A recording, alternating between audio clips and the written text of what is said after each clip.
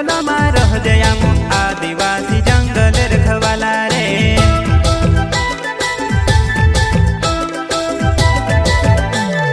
चल जंगल जमीन काज पूजे रे आदिवासी दुनिया ने रखवाला रे। बाप देव खतरी काज पूजे रे आदिवासी सबसे निराला रे।